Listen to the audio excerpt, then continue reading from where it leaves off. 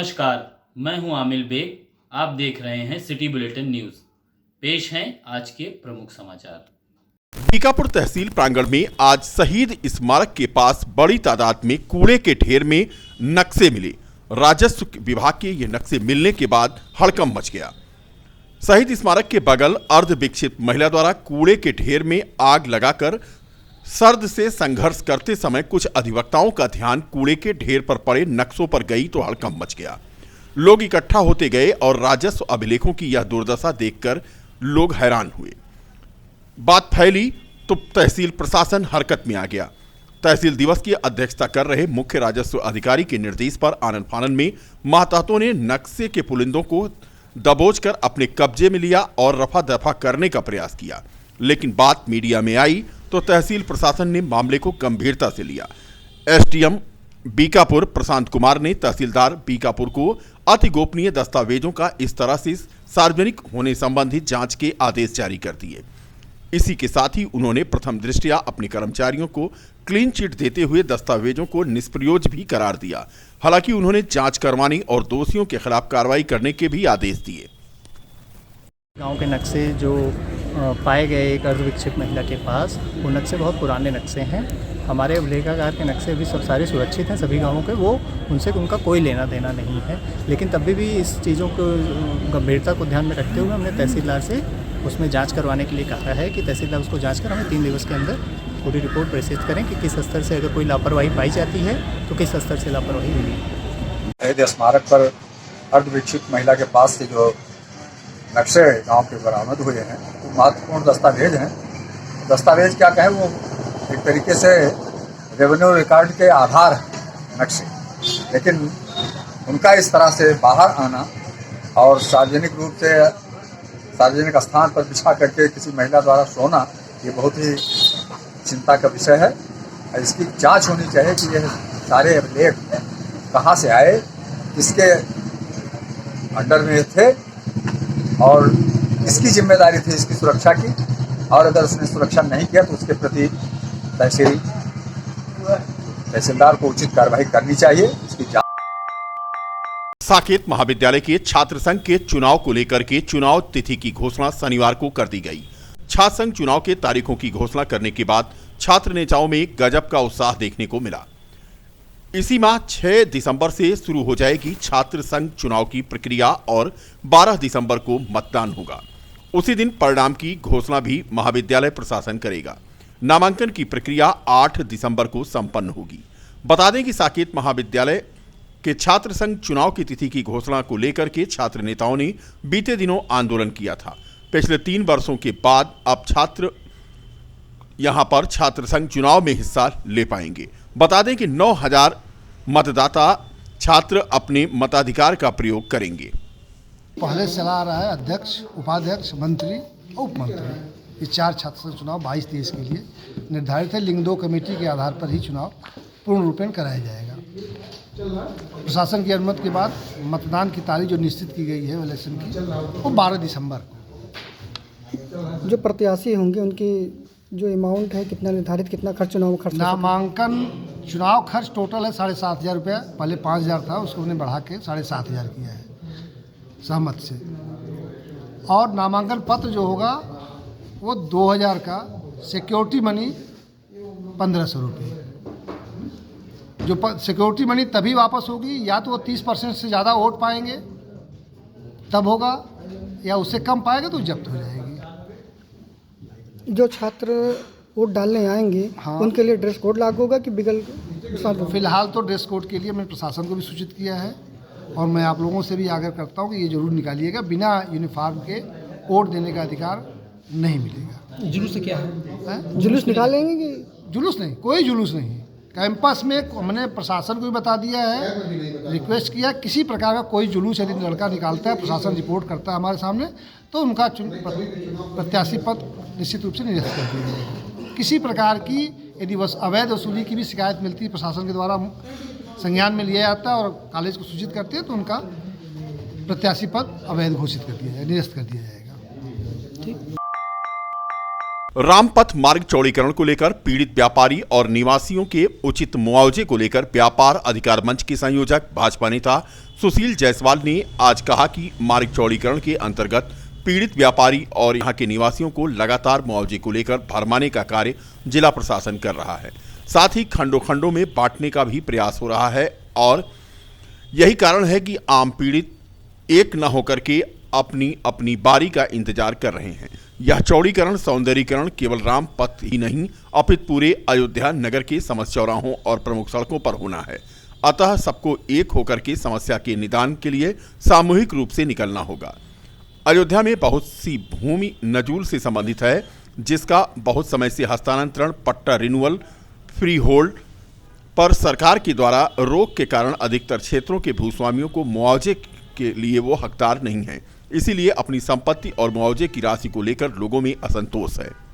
पिछले 2 साल से श्री राम जन्मभूमि क्षेत्र का, नगर का विकास और सौंदर्यीकरण हो रहा है, चौड़ीकरण हो रहा है। इस चौड़ीकरण को लेकर 2 साल 2.5 साल से लगातार भ्रम की स्थिति व्यापारियों और आम जनता के बीच में फैली हुई है। एक तो नगर क्षेत्र में नजूल लैंड, फ्री होल्ड ना होना और मातती लैंड का ट्रांसफ़र ना होना, इन तरह की समस्या है।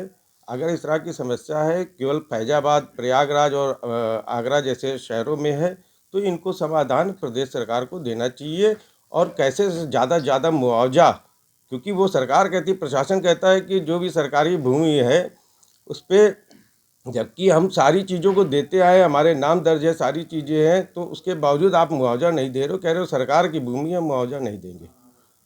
तो प्रशासन को चाहिए कि जिसका 50 लाख, 40 लाख, 60 लाख रुपए की कीमत का सामान, 1 करोड़ रुपए की कीमत का सामान जा रहा है, अगर ख़त्म हो रहा है तो उसको ज़्यादा वो मुआवजा दे, जिससे उसके चेहरे पे जो पीड़ा है वो कम से कम हो सके।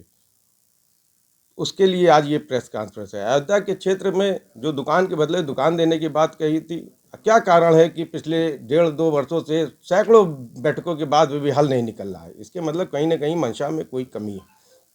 प्रशासन भरमाने का काम करता है, क्षेत्र में बांटने का काम कर रहा है, जबकि चौड़ीकरण सारे क्षेत्र में होना है।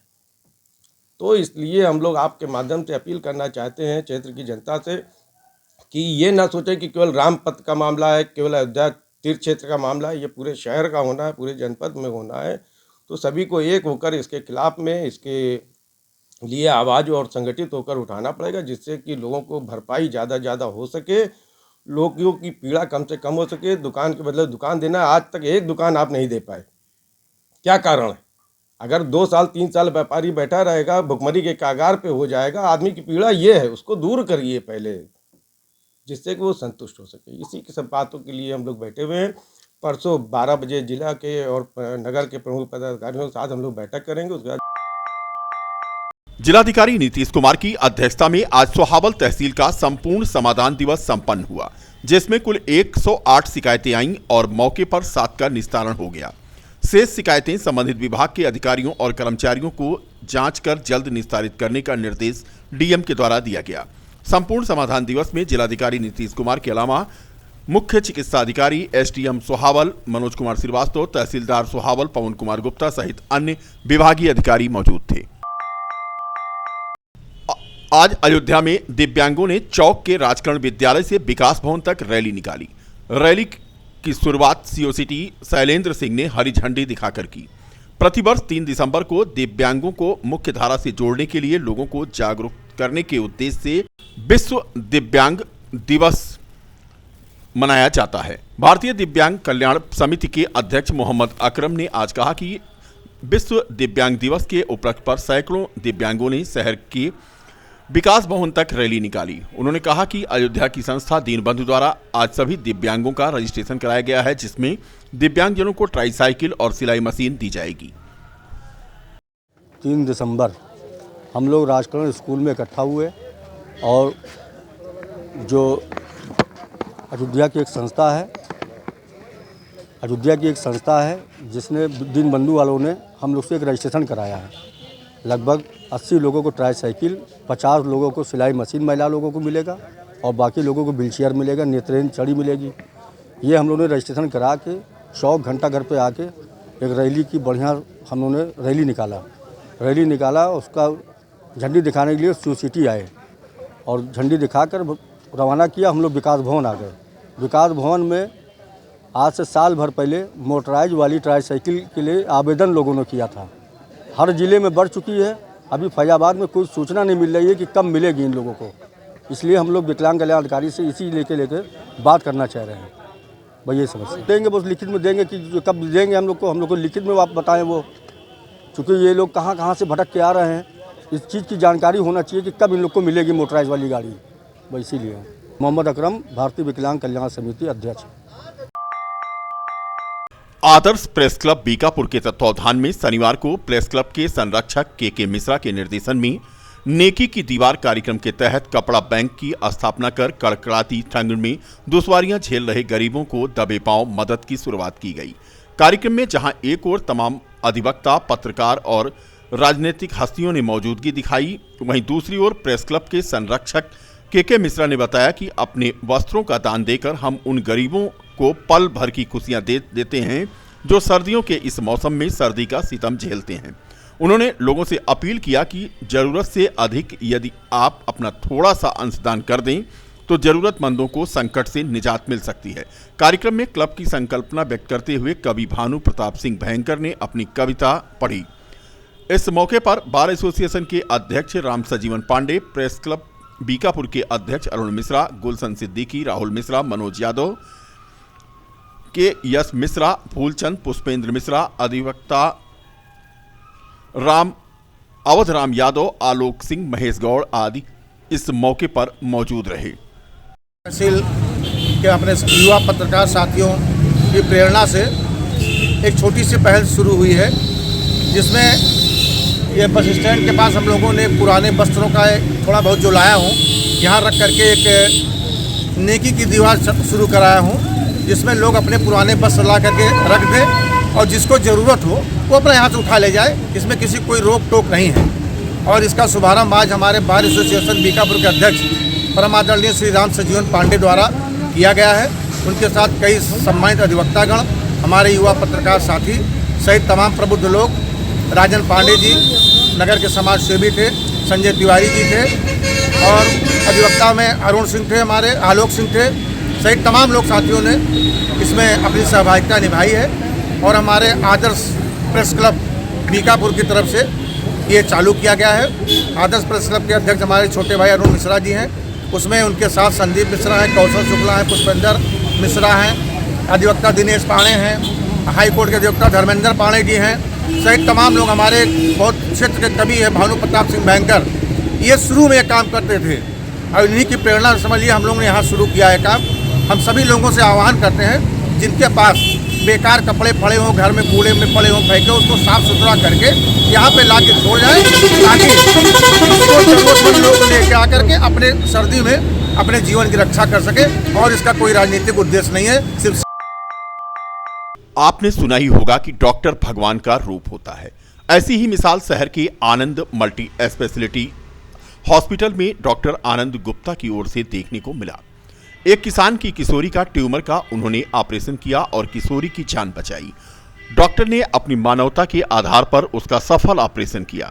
बता दें कि अयोध्या शहर के आनंद मल्टी स्पेशलिस्ट हॉस्पिटल में किशोरी के पेट से 1 किलो बाल का गुच्छा मिला है। यह अद्भुत ऑपरेशन वरिष्ठ सर्जन डॉक्टर राकेश तिवारी ने किया। परिजनों के मुताबिक किशोरी 5 वर्ष से अपने टूटे हुए बाल और घर वालों के टूटे हुए बाल को खा रही थी। यही कारण है कि खाते खाते पेट में बाल के गुच्छे बन गए। उसके बाद में ट्यूमर बन गया। अयोध्या के कटरा क्षेत्र की निवासी किशोरी की तबीयत बिगड़ी और उसे अस्पताल में भर्ती कराया गया। नैना यादव 14 साल की है। उसकी माँ लेकर कल मेरे पास आई। ये अयोध्या कटरा जो है वहाँ की रहने वाली है। आई तो रोती हुई आई, कहे कि सर मेरे पेट में बहुत दर्द हो रहा है। जब मैंने देखा तो मैंने तुरंत उसको उठा के एग्जामिन किया तो मैंने देखा सॉलिड मास है उसके उसमें। तो हमने हिस्ट्री लिया तो हिस्ट्री में उसने ये नहीं बताया कि मैं बाल खाती हूँ। तो मुझे लगा कि इसमें तो बहुत गड़बड़ है, तो तुरंत मैंने उसको अल्ट्रासाउंड के लिए भेजा। अल्ट्रासाउंड में सस्पेक्टेड मास आया, तो मास ये भी हो सकता था, तो मैंने उसको फिर सीटी के लिए भेजा। सीटी करवाया तो उसमें पता चला कि बाल के गुच्छे हैं। फिर मैंने उससे बहुत टाइट करके पूछा कि बाल बेटा बताओ तुम खाती हो? तब बहुत कोशिश करने के बाद उसने बोला कि मैं बाल खाती हूँ। हमारे यहाँ जो सर्जन हैं डॉक्टर राकेश तिवारी सर, उनको मैंने फ़ोन किया। उनको फ़ोन करके बुलाया, हमने कहा बस ये बात है देखिए। तो उन्होंने कहा कि हाँ यार ये तो बाल है। इसका सर्जरी ही करना पड़ेगा सर, लेकिन सर्जरी बड़ी टफ है ये। उन्होंने बताया कि हमने लाइफ में 2 सर्जरी की है, तीसरा केस है। और डॉक्टर तिवारी सर रिटायर हो चुके हैं, सिर्फ 4-5 साल हो गए, तो ये मान सकते हैं 65 साल में उन्होंने ये तीसरी सर्जरी की। तो सर्जरी करीब 1 घंटे के आस चली थी सर्जरी। और पेशेंट बहुत जब मैंने उससे पूछा क्या काम करते हो, उसकी फादर नहीं है, माँ है, तो माँ ने बताया कि हम खेती बाड़ी करते हैं। तो हमने कहा कि तो बच्ची तो मर जाएगी। इसको मैंने तुरंत कहा आप चिंता न करें, जितना मिनिमम में मिनिमम हो पाएगा मैं करके बच्ची की जान बचाऊंगा।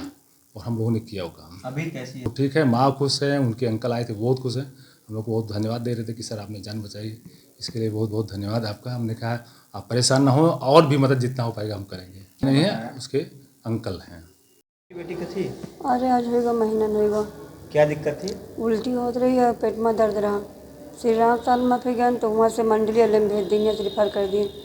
फिर वहाँ 9 दिन लेके भर्ती रहे, फिर वहाँ कोई सब लापरवाही रही, फिर भाग के लेके आन घरे। फिर नन सुल्तान भाई से मिलन, हम कहन भैया बहुत तबीयत खराब बा बिटिया के मेरे, तो हम कहीं भेजी। अयोध्या के HCD एकेडमी में स्पोर्ट डे के उपलक्ष्य में 2 दिवसीय खेल कूद प्रतियोगिता का आयोजन किया गया था, जिसका आज समापन हो गया। आज के कार्यक्रम का शुभारंभ मुख्य assistant registrar doctor Reema Srivastava और श्रीमती मंजुला जैन, एकेडमी के प्रबंधक CP जैन और मैनेजिंग डायरेक्टर शिक्षा जैन द्वारा मशाल जलाकर किया गया। कार्यक्रम के प्रथम दिन नर्सरी से कक्षा 5 तक के बच्चों ने प्रतिभाग किया, जिसमें नन्हे मुन्ने बच्चों ने स्वागत गीत, विभिन्न प्रकार की रेस, जुबा रेस, रिंग रेस, फुटबॉल आदि का आयोजन में अपना प्रदर्शन किया। आज कार्यक्रम के समापन के दिन कक्षा 8 से लेकर 12वीं तक के बच्चों ने विभिन्न खेलों जैसे कबड्डी, खो खो आदि में प्रतिभाग किया। स्कूल के प्रबंधक CP जैन ने बच्चों का हौसला अफजाई किया और उन्होंने कहा कि खेल के माध्यम से बच्चों में आपसी प्रेम और भाईचारे के साथ साथ प्रसन्नता भी आती है। HCD एकेडमी का 2 दिनों का स्पोर्ट्स का मेला हो रहा है। इस मेले में तरह तरह के नए नए गेम्स कराए गए हैं और उससे ओवरऑल डेवलपमेंट होता है बच्चों का।